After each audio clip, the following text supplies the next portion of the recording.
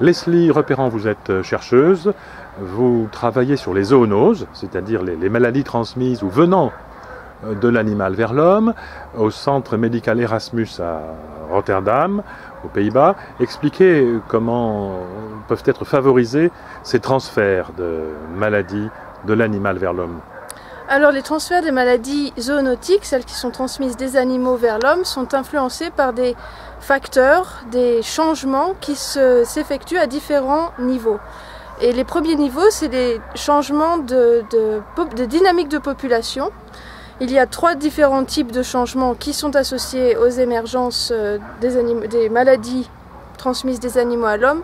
Premièrement, les changements, des augmentations des contacts interspécifiques entre les espèces. Par exemple, si demain le rat géant de Sumatra devient l'animal préféré des Français, nous aurons une augmentation des contacts entre les hommes et cette espèce de rongeur et peut-être une émergence de nouvelles maladies.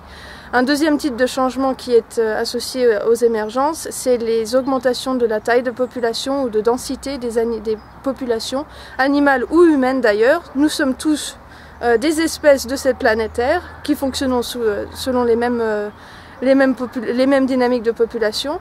Donc augmentation de taille de population qui va favoriser les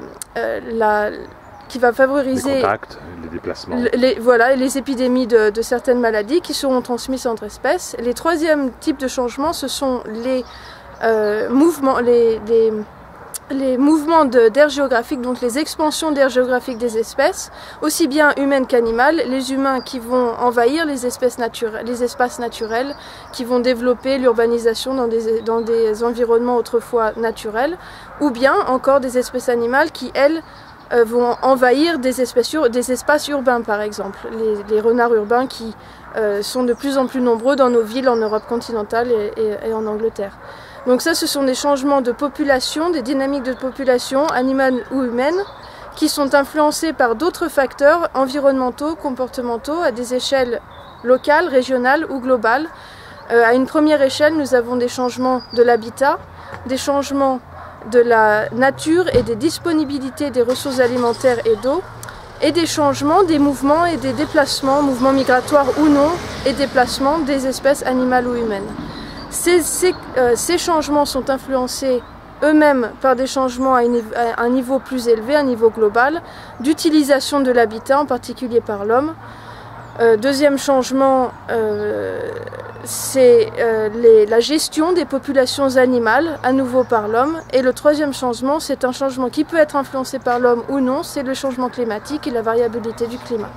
Et donc l'émergence des maladies est influencée à 3 niveaux par ces dynamiques de population, ces changements environnementaux, comportementaux, plutôt locaux, régionaux, et ces changements environnementaux, comportementaux qui s'effectuent à une échelle plutôt globale et générale. Est-ce que tout ça est suffisamment maîtrisé et anticipé, cette globalité, et surveillé?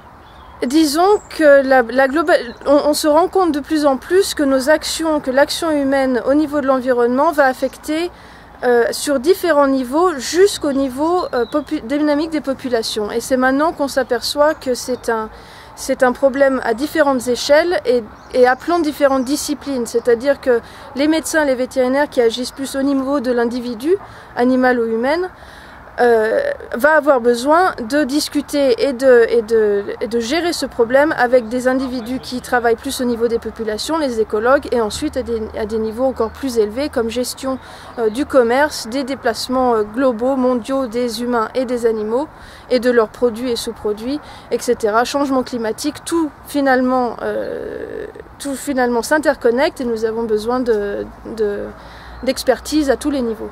Très bien, je vous remercie.